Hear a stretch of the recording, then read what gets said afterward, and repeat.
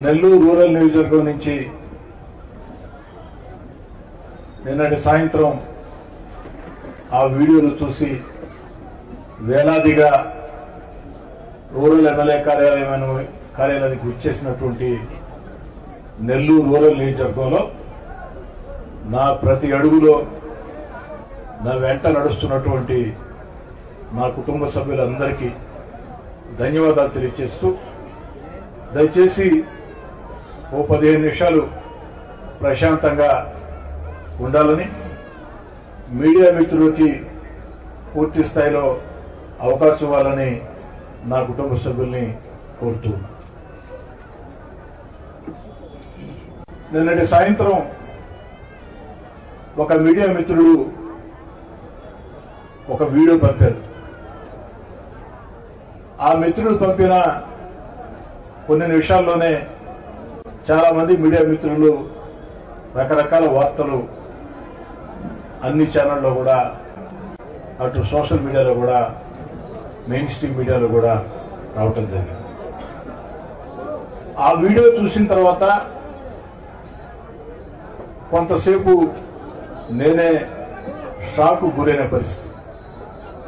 ఎందుకంటే ప్రశాంత వాతావరణంలో హోందా రాజకీయాలకి మారుపేరైన నెల్లూరు జిల్లాలో కొంతమంది రౌడీ షీటర్లు, నేర చరిత్ర కలిగిన వ్యక్తులు కూర్చుని ఏదైతే ఈ సంవత్సరం జూలై 1వ తారీఖున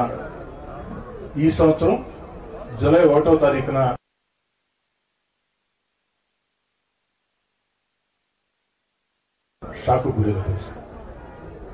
అందులో ఒకరంటారు రూరల్ ఎమ్మెల్యేని చంపేస్తే డబ్బే డబ్బు అని, మరొకరంటారు చంపేద్దామని, ఇంకొకరంటారు ఉదయం మాట్లాడుకుందామని. జరిగిన సంఘటన పోలీసులు విచారిస్తూ ఉన్నారు. నేను ఈ నిమిషం దాకా ఎక్కడా ఏ మీడియాతో మాట్లాడలా. మీడియా మిత్రులు మాటా మంతి కార్యక్రమంలో ఒక చిన్న ఆవేదన వ్యక్తం చేశాను. ఏమిటంటే అప్పుడే జిల్లా ఎస్పీ గారి స్టేట్మెంట్ వచ్చింది. 3 రోజుల ముందే మాకు ఈ విషయం తెలుసు, విచారిస్తున్నామని. నేనెందుకు ఆవేదన వ్యక్తం చేశానంటే, బాధ వ్యక్తం చేశానంటే, 3 రోజుల ముందు ఈ వీడియో రూరల్ ఎమ్మెల్యేని చంపేస్తే డబ్బే డబ్బు, చంపేద్దాం, రేపు ఉదయం మాట్లాడుకుందాం. ఈ వీడియో 3 రోజుల ముందే జిల్లా ఎస్పీ గారు నా నోటీసులో ఉందని ప్రకటించారు. కాబట్టి కనీసం నాకు పోలీస్ శాఖ దృష్టికి వచ్చిన వెంటనే ఈ విధంగా వచ్చింది, ఒక వీడియో మా నోటీసులో ఉంది, విచారిస్తున్నాం, మీరు కూడా కాస్త జాగ్రత్తగా ఉండండి, జాగ్రత్త చర్యలు తీసుకోండి అని జిల్లా ఎస్పీ గారు చెప్పి ఉంటే బాగుండేదని జనాంతికంగా మాట్లాడారు.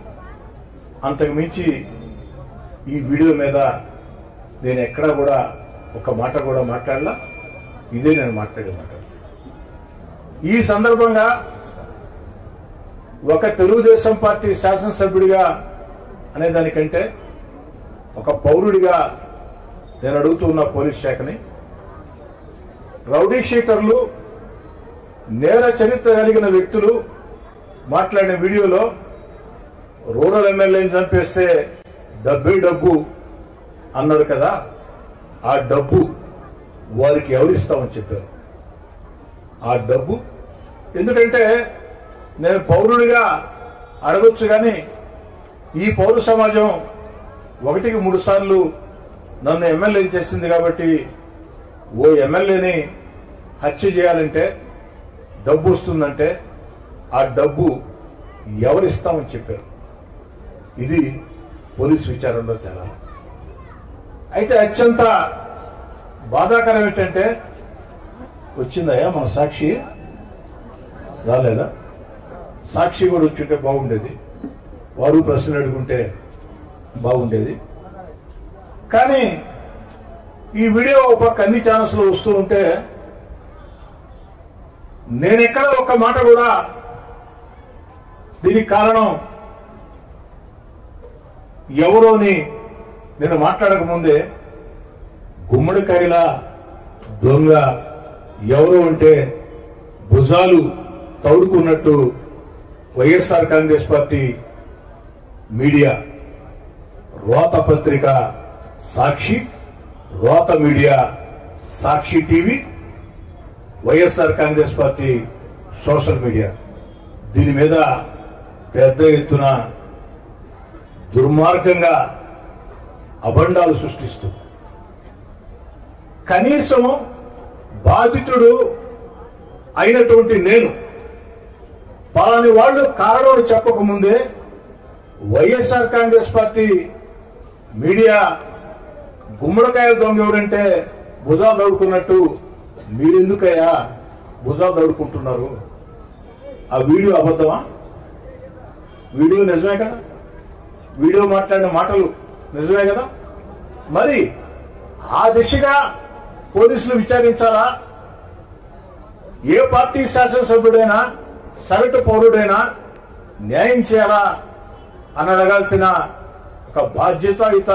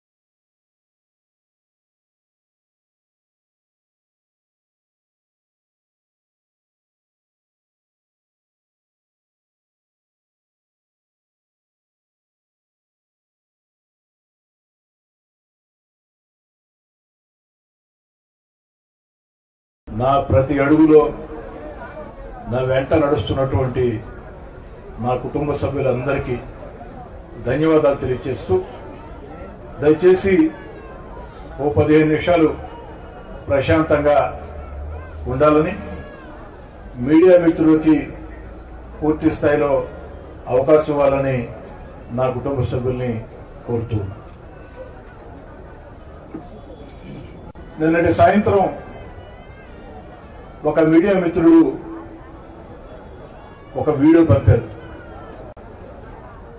ఆ మిత్రుడు పంపిన కొన్ని నిమిషాల్లోనే చాలా మంది మీడియా మిత్రులు రకరకాల వార్తలు అన్ని ఛానల్లో కూడా, అటు సోషల్ మీడియాలో కూడా, మెయిన్ స్ట్రీమ్ మీడియాలో కూడా రావటం జరిగింది. ఆ వీడియో చూసిన తర్వాత కొంతసేపు నేనే